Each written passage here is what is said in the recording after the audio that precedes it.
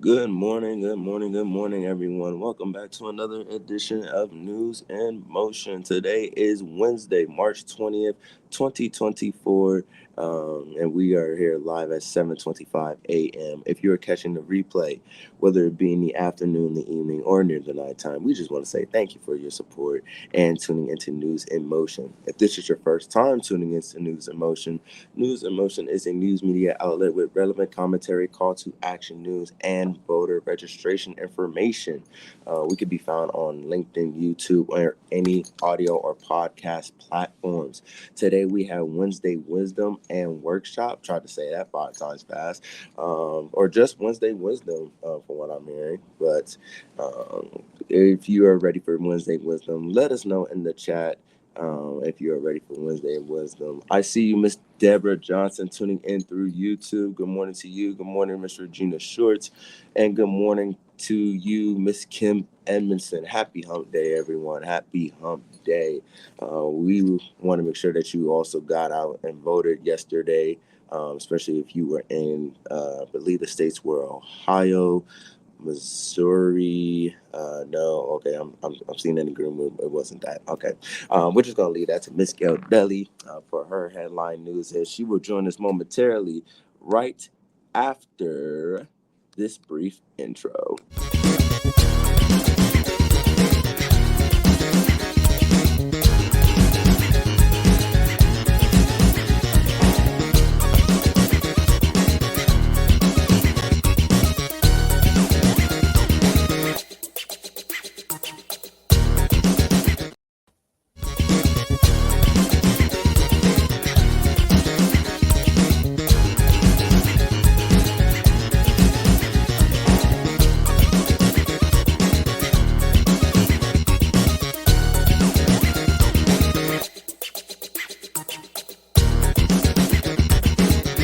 News in motion.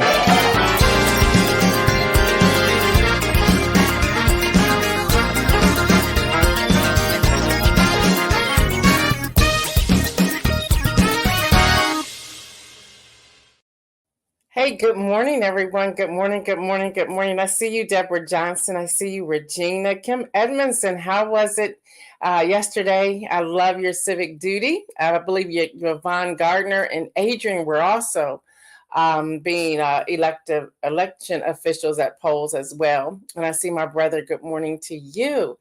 It seemed as if voter turnout was really down yesterday. It was down Missouri. It was down in actually it's Kansas, not Missouri. I heard Isaiah say that. It was down in Florida. It was down in Illinois. It was down yesterday. It was down even in Ohio. I see you, Shirley Nicholson. Had a great experience working the polls yesterday. Yay! Civic duty. I love it. I see you, Pastor Alex Williams, as well. So good morning to all of you. But yes, it was down. It was down. Real quick, though, when I was going through some of the results yesterday, I pulled out both Florida and Ohio. And I want y'all to hear this. This was at 10:45 p.m. on yesterday in Florida. Donald J. Trump, of course, he won that, but he had 876,835. But pay attention, y'all. Nikki Haley had 153,083, and she suspended her campaign. And then Ron DeSantis had 42,182. So y'all, roughly about 200,000 people voted against Donald Trump. I just want y'all to pay attention to that. In Ohio, this was around 10:46 p.m. Donald Trump had 841,548. Nikki Haley had 151,201 votes. Ron DeSantis had 35,672 votes, and Chris Christie had 18,574 votes. So the same there as well. So you got about 200,000 voted against Donald Trump. And in Ohio, as well as in Florida, that's with numbers being low. The voter turnout, extremely low. I see you, Dr. Antoinette. Pastor Alex said only Republicans voted yesterday in Florida. Marion Jackson said, good morning to you. Kim Edmondson said it was definitely low in her area. Deborah Johnson says on the first swipe, the workers couldn't find my name in the system. When I insisted that I was in the system, she found it. Wow. Take note of that and make sure you follow up with your voter registration. Check all your information. Do that now. And Deb, I would do that every month. And leading up to when you vote in the fall, I would check it every week. Seriously. That's why I suggested you all do that. Kim Edmondson says they don't want the former guy. They really do not. They really do not want him. Don't forget, everyone, today and tomorrow, we're here and then we're away the next 2 weeks. So we will be away March the 25th and also the week of April the 1st. We will return on April the 9th. Hopefully we'll have something fun tomorrow. We'll see how that's going to work out. But now if there's news, we got to come in here with the news. So y'all, that's what's happening. So just be mindful of those numbers. And you're right, they don't want him. And the no label party, they're desperately trying to find someone to run as a third candidate, but they have been unsuccessful. Even as of yesterday, they were unsuccessful. All right, y'all, government funding. Here's a statement from President Joe Biden on the government funding. They said, we have come to an agreement with congressional leaders on a path forward for the remaining full year funding bills. The House and Senate are now working to finalize a package that can quickly be brought to the floor. And he said that he will sign it immediately. But I want y'all to pay attention to something I thought was very interesting. This is CBS News reporting. Now, negotiators in Congress have reached an agreement with the White House on funding for the Department of Homeland Security. Now, y'all hear that, right? Homeland Security.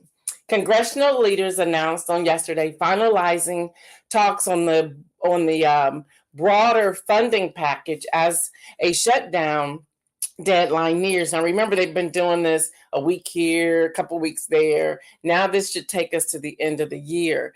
Now, this is what Speaker Mike Johnson had to say in a statement. He said an agreement has been reached for the Department of Homeland Security. Pay attention.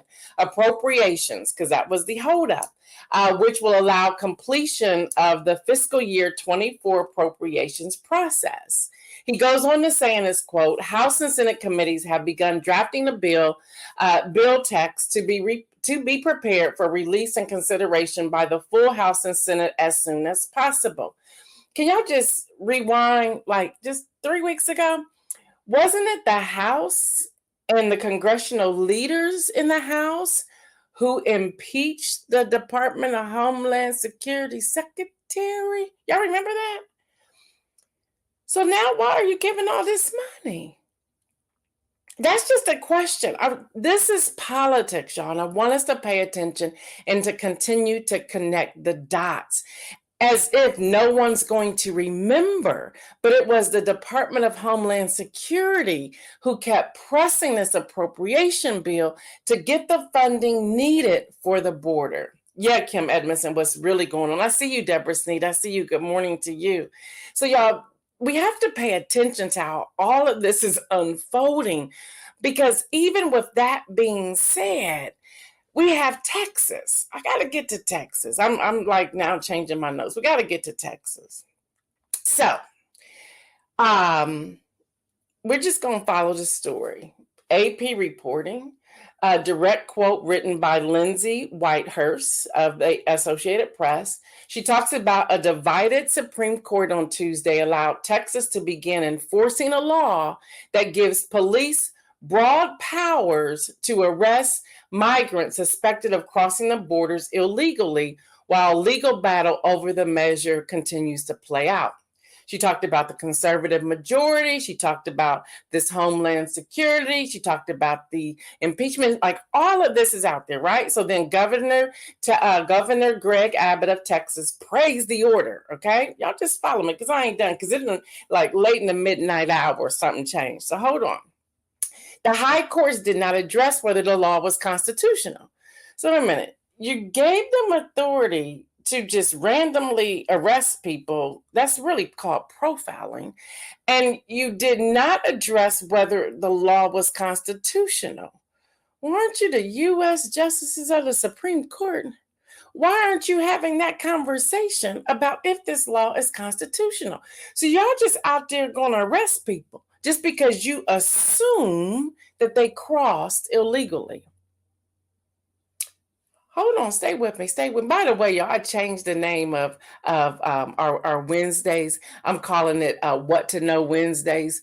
That will include wisdom as well as workshops. So What to Know Wednesdays. So listen, so I want y'all to critical thinking, y'all, critical thinking. She goes on to say the high court didn't address whether the law is constitutional. The measure now goes back to an appellate court. The majority did not write. Now get this. Even with that, the majority did not write a detailed opinion in the case, as it is typically in an emergency appeal. Wait, how did y'all just arrive at this? With knowing that people's lives, their livelihood, let's say that they are here legally and they have jobs, they now have been arrested, and that's going to be on their file. Is this okay? Talk to me this morning. Talk to me this morning. But the decision to let the law go into effect drew dissent from, of course, the liberal justices, Ketanji Brown Jackson, Keegan, and Sotomayor. They're like, what are you doing? They're raising the questions. They're raising the questions where the conservative justices are like, nah, we're going to let them go. Although this law may not even be constitutional. What? Good morning, Judy Neal. So the opponents say the law known as Senate Bill 4 is the most dramatic attempt by the state to police immigration since the Arizona law more than a decade ago. Yeah. So again, y'all, when something is set precedent at someplace else, it happens. I tell y'all this all the time. So then there was a statement by the White House. Press secretary came out and said, we fundamentally disagree with the Supreme Court's order allowing Texas harmful and unconstitutional law to go into effect. Senate Bill 4 will not only make communities in Texas less safe, it will also burden law enforcement and sow chaos and confusion at the southern border. Senate Bill 4 is just another example of Republicans officials politicizing the border while blocking real solutions. That was the statement from the White House. So you have the Supreme Court. They're saying we can't even say this law is constitutional, but you are the U.S. Supreme Court. You're going to put out a law that's not constitutional, make it make sense. So you're just going to allow people in Texas to arrest people. That means you're profiling without even knowing anything. So everybody was in an uproar. Lori, I see you, Dr. Kim Carter. Lori says, so they just going to do what they feel like doing at the moment. That's pretty much it. But y'all, then, this song came to my mind, Kim Edmondson. I can't sing, but you know what the choir sings late in the midnight hour. God's going to turn it around. It's going to work in your favor. It happened at 12:41 a.m. The New York Times was forced to report hours after the Supreme Court allowed Texas immigration law to go into effect. The federal appeals court blocked the law again. So they're like, no, before you even get out there and start arresting people, y'all can't do this. So y'all get this. The appellate court, the Texas federal appellate court is now going against, they're like the U.S. Supreme Court. Y'all done lost y'all's mind. We're not doing that. So they blocked it. So now we have no idea what's going to happen when everything opens up this morning. I'm sure they're already in discussions and negotiations, but y'all, this is what's happening. It's what's happening. Y'all cannot ignore this. But yet, the government is now funded. And the very person that Speaker Johnson went after, the Department of Homeland Security's secretary, they impeached him. Now, all of a sudden, they're giving him all this money to run his department. Make it make sense, Kim Edmondson. Make it make sense. Y'all, this is what we're dealing with. So keep your eyes wide open. I would love to hear y'all's thoughts on this. I would love to hear your thoughts on this. So as we're going along, there's a lot, y'all. I'm trying to get to everything I can. Yesterday, journalists received an alert stating that high-ranking Hamas commander was killed in Gaza per the White House. That's what they said. And then Trump came out and gave the report to HuffPost saying Jews who vote Democrat hate Israel. What? So then he goes on to say in this interview with Gorkas, this is one of his conservative radio hosts. He says that's just what it is. He goes, I actually think they hate Israel. I think Democrats hate Israel. And you got to listen to the recording if you're up to listening to it. It sounded just straight crazy when he was saying it. He says the Democratic Party hates Israel. And then he goes, this is a direct quote, any Jewish person that votes for Democrats hate their religion. What? This is what he said. Well, he was going after Chuck Schumer. Okay, he was going after Chuck Schumer, who gave a 40-minute speech yesterday, just about how he went after Prime Minister Netanyahu, saying, you need to cut this stuff out. And so his quote was, Israel cannot survive if it becomes a para. And this is what Schumer said yesterday. And this is how it turns into Trump saying what he said. Y'all, make it make sense. Make it make sense. Make it make sense. Somebody. So this is what's happening, which I want to just also point out to everyone. If this is the rhetoric that the former guy is saying, you should know his relationship with Prime Minister Netanyahu. And those of you who are out here protesting, be mindful of this as you're telling everybody not to vote for one person and to vote for the former guy, thinking that he would have done anything different, because he would not have done that. Dr. Antoinette says, so people are going to have to carry their freedom papers because they will deport citizens. Listen, it's crazy. It is crazy. I want to play this video again because of yesterday. Now, turnout was low. Turnout was low yesterday. But with all of this that's happening, the division is happening. People are becoming divided. People are becoming frustrated. There's now people responding back and forth, and this hate speech is starting to rise up again. And already, even this is even going back to Super Tuesday. Super Tuesday, elected officials have said they're not returning for the November 5th election. But before I go, and I may not even play the video, but before I go there, if I do play the video, and it was really talk about getting people to come out to become election poll workers. But even if I don't get to the video, this is what's happening as well. You have a conservative GOP group. Pay attention, y'all. Pay attention. You have a conservative GOP group who now wants to put everybody's name, how they voted, their voting address, and their birth date to be public record. But you have domestic abuse victims, whether they're male or female. You have past children who've been abused who are now voting age, saying that's something we don't want. We don't want that to happen. They're trying to push this through before November the 5th. They're trying to push this through before November the 5th. Google it. I'll do my best to get in the Friday rundown this Friday, because I want you to read it and I want you to understand it. They're saying, I'm hiding from my abuser. So if that's going to be the case, if I'm a voter, then I'm not going to vote. I'm going to remove my name from the voting logs. I'm not going to vote. I'm going to I'm going to let you take away my right to vote. Y'all, this is another avenue to get in to suppress the vote. Today, don't wait until it gets on the floor to take a vote in the House and in the Senate. I'm sure the Senate will kill it, but just in case, this is a time we need to contact our representatives to say no. Now, yes, you can put GD or Gail Dudley voted this party or voted that party or whatever. That is public record, but not the address and not the birthday. So we need to be mindful. Again, I'll put the information in the Friday rundown so that you can have that information, so that when you reach out to your representatives, you know what you're speaking of. Or you can also Google it to pull it up. It's a GOP conservative group that's trying to do this. What are your thoughts on that? Kim Edmondson said, huh? So that is happening, y'all. There's so much happening.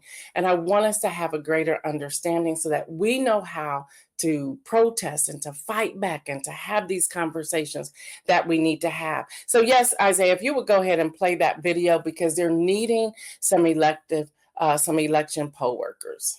Ready to help America vote? Working the polls on Election Day is a great way to strengthen our democracy right in your own community. Poll workers set up polling places, check in voters, and answer questions, and show us how to use voting machines. It's important. Any voter can file an application to become a poll worker, and most poll workers get paid.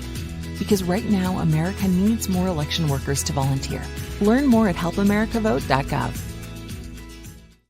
So you can also go to powerthepolls.org/news in motion to do it as well. Dr. Kim Curtis says, and that's another breeding ground for fraudulent activities. You're absolutely correct. Yeah, there's a lot that's going on. Yesterday, Peter Navarro, a former White House trade advisor who helped engineer Donald Trump's plan to stay in power after his 2020 defeat, he was sentenced to 4 months in prison in the January contempt. I told you already about what's happening. Yeah, just there's so much news that I want us to know and understand. Yeah, another great piece came out yesterday, and we're not talking about it. So we're going to talk about it here on News in Motion. And that is a statement from President Joe Biden on record decrease in crime in 2023. I fact checked this. This is true, but nobody wants to talk about it. It says across America, families want the same thing, the freedom to feel safe in their community, to know their kids are secure. My administration is making it a reality. This week, the FBI, and I went and I checked out the report, released data showing that crime declined across nearly every category in 2023. Last year, we also had one of the lowest rates of all violent crime in more than 50 years, and the murder rate saw the sharpest decrease in history. And then he goes on to say, that's good news. He talks about some different things they're going to do to keep this going.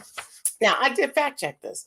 And even in the FBI report, it showed how the agents wasn't political in any way, shape, or form, but it showed how there was a nonpartisan FBI report and their findings. Now, if you notice, there's a lot of conversation about the National Guard in New York in the subway station. You're like, how can he say that? Because here's crime. Look at this. That's one area that something's happening. No, that is not good at all, but it's still decreased overall. Yeah, this is where we have to shift our mindset and think differently about things that are happening and how they are happening. So y'all stay on top of these different things. The other thing, and I probably will go over this more tomorrow, but the fact sheet on to double down on plan to lower housing costs and increase housing supply for American families. And this is dealing also with food insecurity and homelessness. Y'all, it's huge. So much is being done. And these are, to some degree, nonpartisan things that are happening, and which says if we would just unify and come together, the difference we can make as a whole would be significant. It will be huge. Now, we want to talk about rates, and Chairman Powell's coming out today at 2 p.m. So if you're into investment, trading, or anything like that, the boards will probably be red until after he talks. But pay attention to this, because Financial Times is reporting that Japan's central bank raises interest rates for the first time since 2007. The Bank of Japan decided to raise interest rates to 0.1% in a closely watched decision on yesterday. The country's loose monetary policy had previously consisted of negative interest rates for 8 years to avoid an economic slowdown. Now, that's just very interesting, because today, that announcement came out yesterday, and today, U.S. Chairman Powell report on rates at 2 p.m. Eastern Time. The Federal Reserve has already begun their 2-day policy meeting as of yesterday, with investors focused on what officials will say and if they're going to cut rates, and no one thinks that that's going to happen. So y'all pay attention. All these dots connect. By now, y'all should see, when I put this together, all of these dots are connecting. They're all connecting.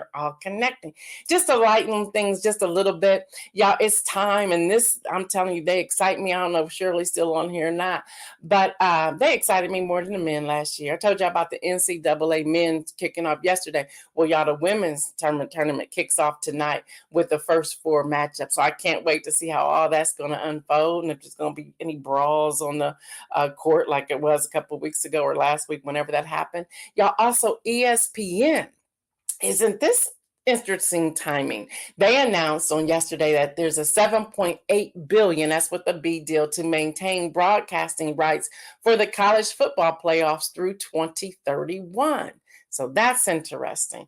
Now, y'all, just for the heck of it, I have a reason for sharing this particular story. So just hang out with me just for a moment. Associated Press reports that Princess Awell, Kate, Catherine, and husband Prince William have been reportedly filmed. You know, people are tracking them down because everybody wants to see her at a farm shop near their Windsor home. The first footage of the 42-year-old princess since she had abdominal surgery. Now, the reason I'm sharing this story, did people force her to come out? Was she well enough to come out? Why do we care? And did this woman risk her life to come out to be seen so people could leave her alone? Yeah, we have to be careful of the things we're saying and the pressure we're putting on other people. But on the flip side of that, I'm speaking to all of us. Stop allowing people to pressure us to do something if we're not ready. If we're not ready. So I just wanted to share that because that's just a lot. And all of a sudden she appears in the video that I saw yesterday from the Associated Press. She doesn't look well.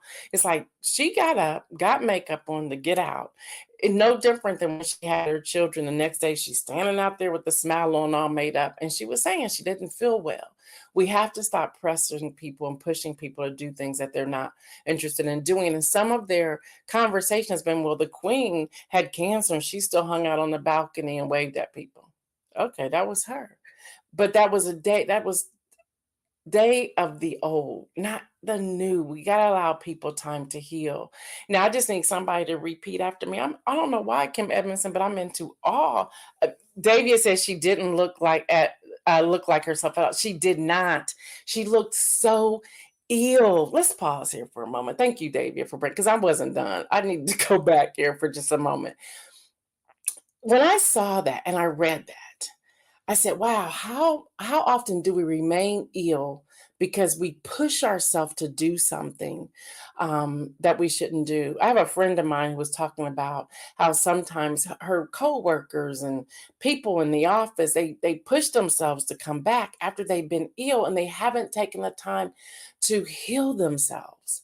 And it's like, we have to pause. And the other thing is, y'all, we have to stop putting pressure on other people. Seriously. So it's out there talking about she's missing. It's out there talking about what they do to her in the castle, all types of things. First of all, she doesn't live in a castle. She lives in a home. She's not in Buckingham Palace.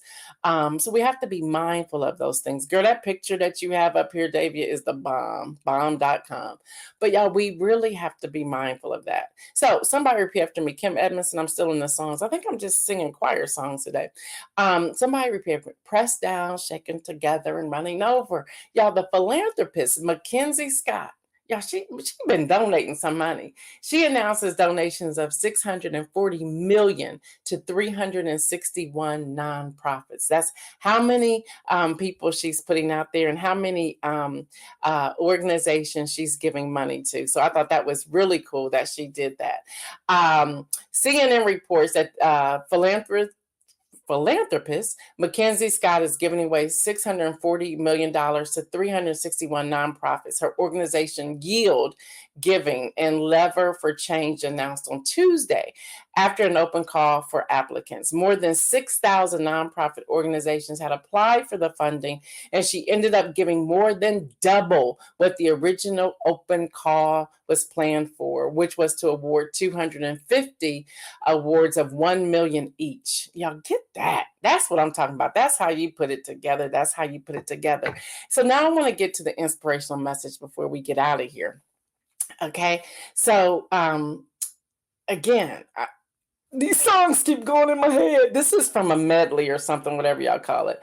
But, you know, the choir used to sing a song, Hold On, Don't You Ever Let Go. Y'all remember that song? Black church. Hold on, don't you ever let go. Well, I was reading Proverbs chapter 4, verse 13, and it says, hold on to instruction. Do not let it go. Guard it well, for it is your life. I'm going to read that again. Hold on to instruction. Do not let it go. Guard it well, for it is your life. Y'all, hold on. Don't you ever let go to instruction. What instruction have you been receiving throughout your prayer time, your Bible reading time, your silent time? What have you been discerning? What has been given to you that you really need to hold on to? What were those conversations from your great grandmother, great grandfather, or your favorite auntie or uncle, or your grandparents, or your siblings, or your parents, or a friend? What was that piece of wisdom, or your spouse, or your children? What was that piece of wisdom that you had, you received, and you just held on to because it made a difference? Or you sit back and you think of things. No joke, y'all, all week. And I normally am on just one gospel station, whatever, Sirius XM, whatever. But y'all, it's been hymn after hymn after hymn, whether I'm washing dishes, washing clothes, working on projects, whatever. Y'all, just different hymns pop up. For example, we come this far by faith, leaning on the Lord, just came out of nowhere. The other day, I was up exercising yesterday morning, and out of nowhere, victory is mine. Victory today is mine. I told Satan to get thee behind. Victory today is mine. Joy is mine. All of these different things have been coming to me. And I'm like, there's something about the instruction I need to be paying attention to. So my word this morning was pay attention. Pay attention as to why I'm hearing all these different hymns, the way I'm hearing them, when I'm hearing them, when they're coming in, and what's actually going on. Y'all, it's been crazy, but I've been excited to hear about it. It's like, what is going on? What is happening? What is happening? Then, gotta share this with y'all. This is just crazy. So then, y'all know the book's been out. Y'all I don't know how Pastor got in Zimbabwe before people got it down the street from me, but that's what happened. And for the longest, invitations to come and share were just silent. And it wasn't just COVID, they were just silent. I said, they probably think I'm a little heathen because all I'm talking about is headline news and politics. But now that people are getting that book, they're saying, one person wrote me and said, it's so good to see you give scripture again. I thought you were only giving headline news. I was like, what? You don't stay on to the end of the show, do you? It's just the most hilarious thing. It's the most hilarious thing. But the other thing, as I went back and started thinking about all these hymns that God has been giving me lately and the freedom that I'm living, because I really don't give a daggone, but the freedom that I have been living, I said, God is connecting some dots. I'm going to take y'all back to 2019. In Central Ohio, there's this road called Sunbury Road, and there's this dam called Hoover Dam. I go there all the time early morning, on the weekends or whatever, to pray, to write in my journal. I love water. That's why I love cruising. I love water, just absolutely love. I'm a swimmer. I love water. God gave me a vision. I won't give you all the details of the vision, but he gave me a vision in 2019. As I've been singing these hymns this week, that vision keeps coming back in my mind. I'm like, what is about to happen and how do we get there? So I want to just encourage you today. Whatever you have been dreaming, don't let go of it. Don't let go of it. I see you, Jeffrey Payne. Good morning. I've been missing you. Don't let go of that dream. Don't let go of it. Again, hold on. Don't you ever let go. Proverbs 4:13. Hold on to instruction. Do not let it go. Guard it well, for it is your life. Jeffrey Payne said he loves water too. Listen. Yes, Lori Wallace, pay attention. Yes, Pastor Alex, it's for freedom's sake that Christ has set you free. Listen, y'all, hold on. Those visions you have been seeing, those dreams that are coming back up, those songs that are coming back up, don't ignore them. It is a message to you. And y'all, don't go to run somebody and say, can you interpret this dream or this message? Don't do that. Please don't do that. Because they'll have you going down some rabbit hole you don't need to go down. Just be patient, be still, and wait on the Lord. Be of good courage. for he will direct your path. Seriously, y'all. Seriously. I don't know what's happening, but it's huge. It's huge. And some of the people who've been calling me, I'm sitting back saying, so what? You just thought I did what? But y'all, here's the truth. And this is what people are doing. So just imagine this for a moment. Then we'll get out of here. I promise y'all. I just want to connect these dots. Just imagine if I would have allowed people to get me to stop doing news because they're like, oh no, you're a preacher, you're a pastor, you're ordained, you're licensed, you're supposed to stay here. Well, y'all, politics is all throughout the Bible. Seriously. Seriously. And you have to connect the dots. I see you, Shardini. You have to connect the dots. But I stayed the course.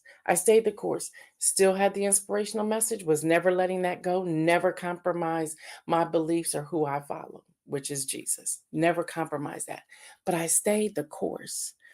The book came, the book took a turn, the book returned. We finally got it out. People are reading it. Y'all just don't know how to read one devotional a day, do y'all? Y'all are reading like somebody told me the other day they halfway through.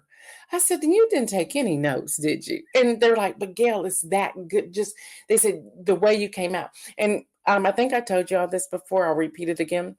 There's some things that we didn't catch, and some things Kathy and I say we're going to leave it like that. And that is where I'll say something like, as I shared with you yesterday on News and Emotion. And they're like, we're like having a conversation across the table because we left some of that in there to make it personal. And people say they enjoy my books, that it's almost as if we're having a conversation across the table. So some of those things we did leave in there. It's not a mistake. We truly left it in there. After seeing it, I was like, I'll just leave it in there. So you can feel as if you're a part of the community.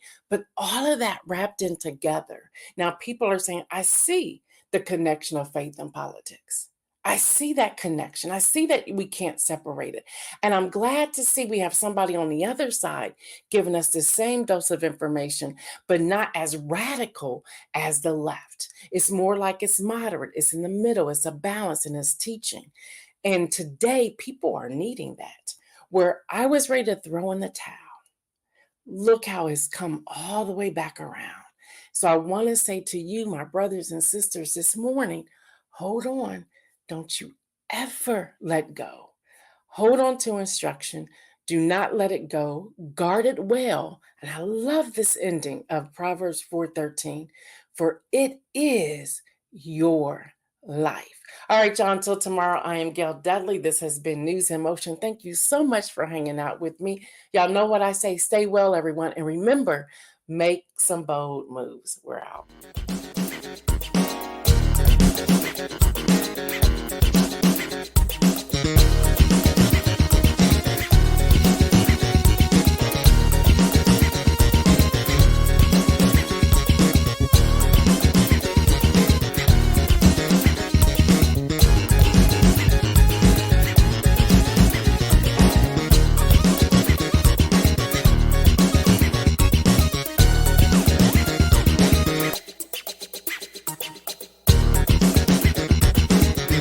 News in Motion.